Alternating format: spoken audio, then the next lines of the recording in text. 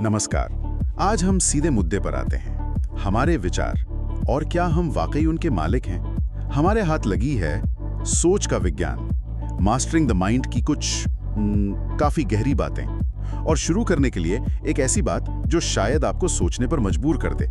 हमारा दिमाग रोज, अंदाजा लगाइए, 60,000 से 80,000 विचार पैदा करता है। सोचिए जरा, 80,000। हाँ, ये तो हुई संख्या, पर चौंकाने वाली बात जो स्रोत बताता है वो ये है कि इनमें से लगभग 80% नकारात्मक होते हैं। 80%? और करीब 95% वही पुराने विचार जो कल थे, परसों थे। मतलब एक ही टेप बार बार बज रहा है। बिल्कुल। तो असली सवाल ये है, इन हजारों विचारों के शोर में कितने वाकई हमारे चुने हुए हैं और कितने बस बैकग्राउंड में बजता हुआ कोई पुराना गाना। आज हम इसी पहेली को सुलझाने निकले हैं। इस सामग्री के जरिए हम ये समझने की कोशिश करेंगे कि हमारा दिमाग काम कैसे करता है, और सबसे जरूरी, अपनी सोच की बागडोर उसको अपने हाथों में लेकर इसे एक धारदार हथियार कैसे बनाया जा सकता है। हाँ। ये सिर्फ अच्छी बातें नहीं है, ये दिमाग के काम करने का विज्ञान है जिसे स्रोत हमारे सामने रखता है। बिल्कुल। और ये स्रोत हमें सतह से कहीं ज्यादा गहराई में ले जाता है। ये सिर्फ ये नहीं बताता कि दिमाग कैसे सोचता है, बल्कि उन तरीकों पर रोशनी डालता है जिनसे हम अपनी सोच को आकार दे सकते हैं। आकार दे सकते हैं? हाँ, एक तरह से कह सकते हैं कि ये दिमाग के लिए यूजर मैनुअल जैसा है। अच्छा, तो चलिए इसे और गहराई से समझते हैं। पहली बात, स्रोत दिमाग के दो मुख्य किरदारों की बात करता है। एक है हमारा सर्जनात्मक मन, क्रिएटिव माइंड, जो नया सोचता है, समाधान ढूंढता है, सपने देखता है। बिल्कुल। और दूसरा है सर्वाइवल माइंड। इसका काम है हमें सुरक्षित रखना, खतरा भांपना। और यही मामला दिलचस्प हो जाता है। ये सर्वाइवल माइंड, जैसा आपने कहा, हजारों साल पहले जंगल के खतरों से बचाने के लिए बना था। हाँ, तब तो जरूरत थी। बिल्कुल। लेकिन आज की दुनिया में, जहाँ शायद शेर पीछे नहीं पड़ा, ये सर्वाइवल माइंड अब पुराने सॉफ्टवेयर पर ही चल रहा है। पुराना सॉफ्टवेयर? हाँ। स्ट्रॉथ इसे एक ऐसी विचारों की फैक्ट्री कहता है जो लगातार माल तो बना रही है, पर उसकी मशीनरी बहुत पुरानी है। फैक्ट्री। नतीजा, ये छोटी छोटी बातों पर, जैसे किसी की कही बात या ईमेल का जवाब न आना, खतरे का अलार्म बजा देता है। बेवजह का तनाव, चिंता। तो हम एक तरह से पुराने ऑपरेटिंग सिस्टम पर आज की दुनिया का नया सॉफ्टवेयर चलाने की कोशिश कर रहे हैं। ये तो गड़बड़ लगता है। हाँ, लगता तो है। लेकिन क्या हम इस पुराने सॉफ्टवेयर को अपडेट कर सकते हैं? यहीं पर स्ट्रॉथ न्यूरोप्लास्टिसिटी की क्रांतिकारी अवधारणा सामने लाता है। न्यूरोप्लास्टिसिटी, ये क्या है? ये विज्ञान की वो खोज है जो बताती है कि हमारा दिमाग पत्थर की लकीर नहीं है, ये प्लास्टिक जैसा है, लचीला। अच्छा। हाँ, हम सचमुच अपने सोचने के तरीके को बदल सकते हैं, नए न्यूरल पाथवे बना सकते हैं, पुराने पैटर्न तोड़ सकते हैं। स्रोत कहता है कि हर बार जब हम एक नकारात्मक विचार को चुनौती देते हैं या एक नई सकारात्मक सोच अपनाते हैं, हम अपने दिमाग को रिवायर कर रहे होते हैं। मतलब वो जो 80% नकारात्मक विचारों का डरावना आंकड़ा था, उसे बदलना मुमकिन है, पूरी तरह। हाँ, पूरी तरह मुमकिन है। ये तो कमाल की बात है। तो सवाल ये है कि ये बदलाव लाया कैसे जाए, तरीका क्या है? इसके लिए स्रोत एक बहुत ही कारगर और व्यावहारिक ढांचा देता है, जिसे वो 3A फ्रेमवर्क कहता है। 3A? हाँ, अवेयरनेस, जागरूकता, एनालिसिस, विश्लेषण और एक्शन, कार्रवाई। ये कदम दर कदम गाइड है अपनी सोच पर काबू पाने का। 3A फ्रेमवर्क, ठीक है। तो पहला A है अवेयरनेस, यानी जागरूकता। सुनने में तो सीधा लगता है, पर शायद इतना आसान नहीं। बिल्कुल। जागरूकता पहला और सबसे जरूरी कदम है। जैसा कि स्रोत में कहा गया है, आप उस चीज को नियंत्रित नहीं कर सकते जिसके अस्तित्व से ही आप अनजान हैं। सही बात है। जागरूकता का मतलब है अपने विचारों पर ध्यान देना, बिना उन्हें अच्छा या बुरा कहे। जैसे कोई वैज्ञानिक अपने प्रयोग को देखता है, बस देखना। पर कैसे? मतलब रोजमर्रा की भागदौड़ में ध्यान कैसे दें? हाँ, ये चुनौती है। स्रोत इसके लिए कुछ तरीके सुझाता है, जैसे थॉट जर्नलिंग। थॉट जर्नलिंग, लिखना? हाँ, अपने मुख्य विचारों को लिखना, खासकर वो जो बार बार आते हैं या तीव्र भावनाएं पैदा करते हैं। ये हमें अपने पैटर्न देखने में मदद करता है, कौन से विचार बार बार आ रहे हैं। लेकिन ये जानना कि हम नकारात्मक सोच रहे हैं, ये अपने आप में मुश्किल हो सकता है। ध्यान ही नहीं जाता कई बार। स्रोत इस पहली रुकावट को कैसे देखता है? क्या वो बताता है कि इस जागरूकता को प्रैक्टिस में कैसे लाएं? हाँ, स्रोत इस चुनौती को समझता है। वो माइंडफुलनेस मेडिटेशन का जिक्र करता है। मेडिटेशन? हाँ, रोज कुछ मिनट शांति से बैठकर अपने विचारों को आते जाते देखना, बिना उनमें उलझे, बस साक्षी भाव से। अच्छा, या फिर ट्रिगर पहचान, ये नोटिस करना कि किन परिस्थितियों, लोगों या घटनाओं से खास तरह के नकारात्मक विचार उठते हैं। ट्रिगर्स, ये तो होता है। एक और दिलचस्प तकनीक है इमोशनल अवेयरनेस मैपिंग, जिसका स्रोत जिक्र करता है। मतलब अपनी भावनाओं को पहचानना और ये देखना कि वो किन विचारों से जुड़ी हैं, कौन सी भावना किस विचार से आ रही है। ये सब तरीके हमें ऑटो पायलट मोड से बाहर निकाल कर कह सकते हैं ड्राइवर सीट पर लाते हैं। अच्छा, तो पहला कदम है अपने विचारों के ट्रैफिक को देखना और समझना। ठीक है, फिर आता है दूसरा ए, एनालिसिस यानी विश्लेषण। हाँ, यहाँ बात वाकई दिलचस्प हो जाती है, ऐसा आपने कहा था। हाँ, क्योंकि सिर्फ विचारों को देखना काफी नहीं है। विश्लेषण का मतलब है उन्हें परखना, उनकी जांच करना। स्रोत यहाँ एक शक्तिशाली उपमा देता है। अपने नकारात्मक विचार को कोर्ट रूम में कटघरे में खड़ा करो। कोर्ट रूम में? हाँ, और आप जज बन जाओ। उससे सवाल पूछो। किस तरह के सवाल? स्रोत कुछ बहुत तीखे, बहुत कारगर सवाल सुझाता है, जैसे पहला, क्या ये विचार 100% सच है? 100%? हाँ, इसका ठोस सबूत क्या है? अक्सर हमारे डर और चिंताएं कल्पना पर आधारित होती हैं, तथ्यों पर नहीं। बात तो सही है। दूसरा, क्या इस तरह सोचने से मुझे कोई मदद मिल रही है? क्या ये मुझे मेरे लक्ष्य के करीब ले जा रहा है या दूर? ये जरूरी सवाल है। तीसरा, अगर मेरा कोई करीबी दोस्त बिल्कुल यही सोच रहा होता तो मैं उसे क्या कहता?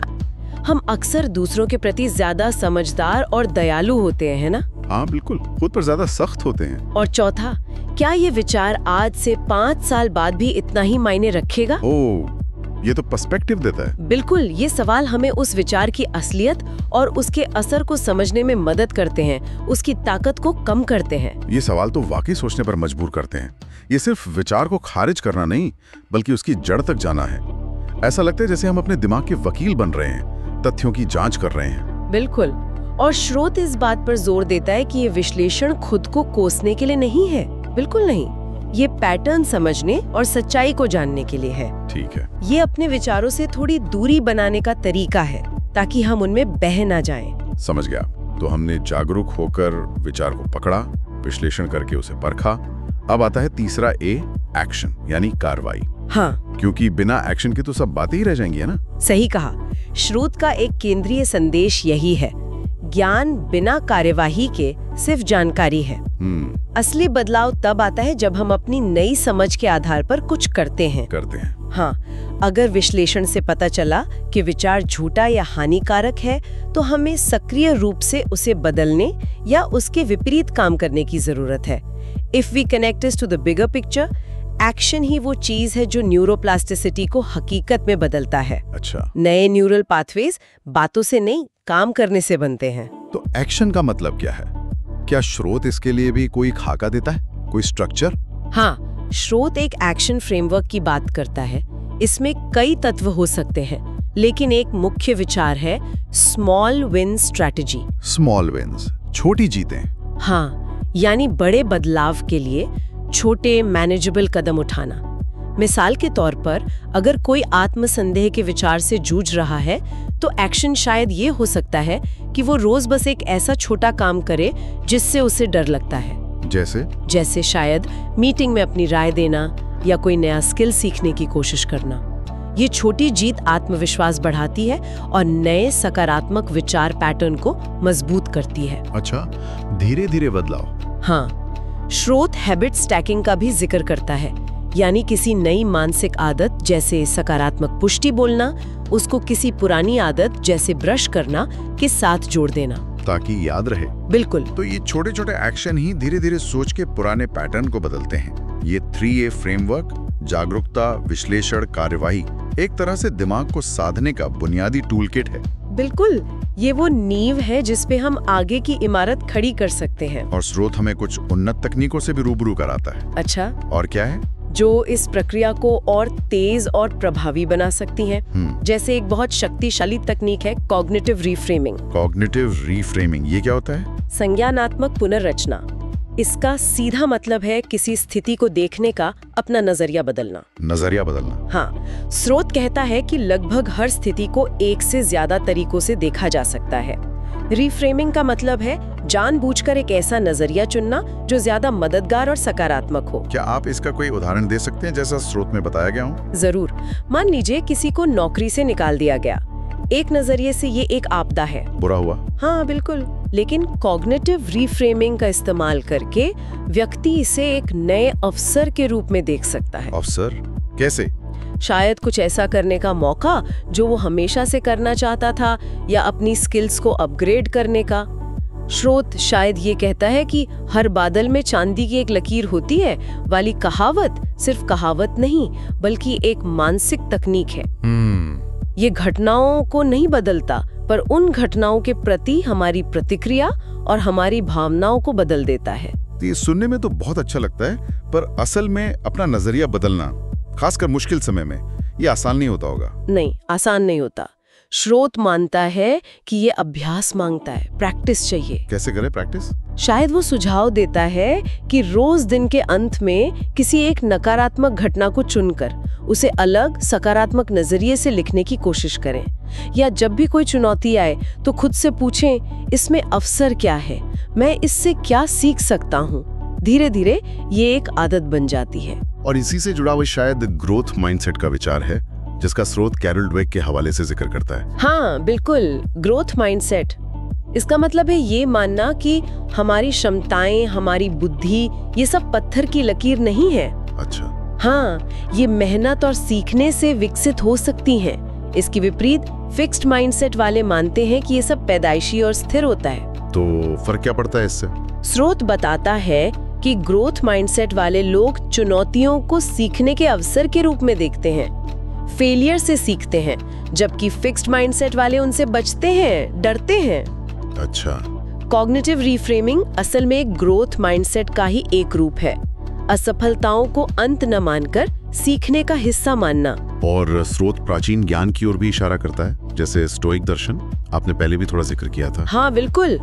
स्रोत याद दिलाता है कि सोच पर काबू पाने की ये लड़ाई कोई नई नहीं है। सेनेका, मार्कस ऑरेलियस जैसे स्टोइक दार्शनिकों ने सदियों पहले ही इस पर गहन विचार किया था। उन्होंने क्या कहा था? उनका एक मुख्य सिद्धांत जो स्रोत शायद उजागर करता है, वो है नियंत्रण के दायरे को समझना। मतलब ये पहचानना कि हम बाहरी घटनाओं को नियंत्रित नहीं कर सकते, लेकिन उनके प्रति अपनी प्रतिक्रिया, अपने विचारों और अपने जजमेंट्स को नियंत्रित कर सकते हैं। ये आज भी उतने ही प्रासंगिक है। ये तकनीकें तो काफी गहरी हैं, लेकिन हम सब कुछ खास तरह के मानसिक जालों में भी फंसते हैं। क्या स्रोत इनके बारे में भी बात करता है? हाँ जरूर। स्रोत कुछ आम और परेशान करने वाले सोच के जालों पर ध्यान केंद्रित करता है, जैसे चिंता और ओवरथिंकिंग। ओह हाँ, ओवरथिंकिंग। जब दिमाग बिना रुके बस घूमता रहता है, एक ही बात को बार बार सोचता है। बिल्कुल। या फिर टालमटोल, प्रोक्रास्टिनेशन और आत्मसंदेह, सेल्फ डाउट। हाँ, ये तो बहुत कॉमन है, जिन्हें स्रोत सफलता का बड़ा दुश्मन बताता है। और शायद सबसे आम है नकारात्मक आत्मचर्चा, वो अंदर की आवाज जो लगातार हमारी कमियां गिनाती रहती है। बिल्कुल, वो आलोचक जो हमारे अंदर बैठा है। स्रोत बताता है कि ये नकारात्मक आत्मचर्चा हमारे आत्मविश्वास को कैसे धीरे धीरे खा जाती है। हाँ, ये तो महसूस किया है। What's fascinating here is कि स्रोत सिर्फ समस्या नहीं बताता, बल्कि इससे निपटने के तरीके भी सुझाता है। अच्छा, जैसे नकारात्मक आत्मचर्चा के लिए क्या तरीका है? नकारात्मक आत्मचर्चा के मामले में स्रोत शायद एक तरीका बताता है जिसे कंपैशनेट सेल्फ करेक्शन कह सकते हैं। कंपैशनेट सेल्फ करेक्शन मतलब जब आप खुद को डांटते हुए पाएं तो रुकें और सोचें कि आप इसी गलती के लिए अपने किसी दोस्त से कैसे बात करते। शायद ज्यादा नरमी से। हाँ, ज्यादा सहानुभूति और समझदारी से। फिर खुद से भी उसी तरह बात करें। सबूत इकट्ठा करें कि क्या आपकी नकारात्मक राय सच है या सिर्फ एक पुरानी आदत। तो ये अपनी अंदरूनी आवाज को दुश्मन से दोस्त बनाने जैसा है। बिल्कुल, उसे अपना चीयरलीडर बनाना। ये सब जानने और करने के लिए लगातार प्रयास की जरूरत होगी। क्या स्रोत इसे बनाए रखने के लिए आदतों पर भी जोर देता है? हाँ, स्थायी बदलाव के लिए आदतें बनाना बहुत जरूरी है। स्रोत सुबह और शाम की दिनचर्या के महत्व पर प्रकाश डालता है। सुबह की रूटीन? हाँ, सुबह की एक अच्छी मेंटल रूटीन जिसमें शायद ध्यान, आभार व्यक्त करना या दिन के लिए इरादा तय करना शामिल हो, हमें सही मानसिक स्थिति में ला सकती है। स्रोत शायद एक 7 स्टेप मॉर्निंग मेंटल रूटीन का जिक्र करता है। हर स्टेप का विवरण यहाँ नहीं है, पर उसका सार यही है कि दिन की शुरुआत इरादे और फोकस के साथ हो। और शाम की रूटीन का क्या महत्व है? शाम का रूटीन दिन भर के अनुभवों पर विचार करने, सीखने और अगले दिन के लिए मानसिक रूप से तैयार होने में मदद करता है। अच्छा, जैसे दिन का लेखा जोखा? हाँ, कह सकते हैं। ये शायद दिन की अच्छी बातों को याद करना या जो सीखा उसे लिखना हो सकता है। So what does this all mean? इसका मतलब है कि सोच पर महारत हासिल करना कोई एक बार का इवेंट नहीं है। नहीं, ये एक जीवन शैली है जिसे दैनिक और साप्ताहिक आदतों से साधा जाता है। स्रोत साप्ताहिक मानसिक डिटॉक्स का भी सुझाव देता है। मानसिक डिटॉक्स मतलब दिमाग की सफाई? हाँ, एक तरह से हफ्ते में कुछ घंटे पूरी तरह से मानसिक शांति के लिए निकालना, शायद टेक्नोलॉजी से दूर, प्रकृति में, ताकि दिमाग रिचार्ज हो सके। ये जरूरी लगता है आजकल। बहुत जरूरी है। तो अगर हम आज की इस गहरी चर्चा को समेटें तो हमने समझा कि हमारा दिमाग कैसे हजारों विचार पैदा करता है, जिनमें से कई पुराने और नकारात्मक पैटर्न पर आधारित होते हैं। बिल्कुल। लेकिन अच्छी खबर यह है कि न्यूरोप्लास्टिसिटी की वजह से हम इन पैटर्न को बदल सकते हैं। हाँ, इसके लिए स्रोत ने 3A फ्रेमवर्क दिया। जागरूक बनो, विश्लेषण करो और फिर एक्शन लो। Awareness, analysis, action. हाँ, हमने कॉग्निटिव रीफ्रेमिंग जैसी उन्नत तकनीकों और नकारात्मक आत्मचर्चा जैसे जालों से निपटने के तरीकों पर भी बात की। और अंत में इन सबको स्थायी आदतों में ढालने के महत्व को समझा। सुबह शाम की रूटीन, वीकली डिटॉक्स। और स्रोत का जो सबसे बड़ा संदेश बार बार उभर कर आता है वो यही है कि जानना काफी नहीं है, करना जरूरी है। करना जरूरी है। हाँ, ज्ञान बिना एक्शन के सिर्फ सूचना है। इसलिए शायद छोटी शुरुआत करना और लगातार लगे रहना ही कुंजी है। बिल्कुल। और ये नियंत्रण पाने का विचार कितना शक्तिशाली है। वो अंदर की आवाज जो कहती है तुम नहीं कर सकते, स्रोत के अनुसार वो धीमी हो सकती है, उसे बदला जा सकता है। हाँ, बिल्कुल। This raises an important question.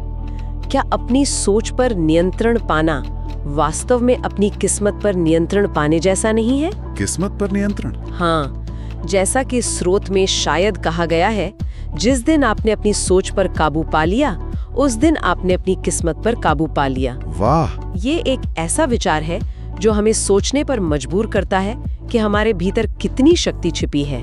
और इसी गहरे विचार के साथ हम आज की ये बातचीत यहीं समाप्त करते हैं। श्रोताओं के लिए एक अंतिम सवाल छोड़ जाते हैं, जो शायद श्रोतों में सीधे तौर पर ना हो, पर इस पूरी चर्चा के सार से जुड़ा है।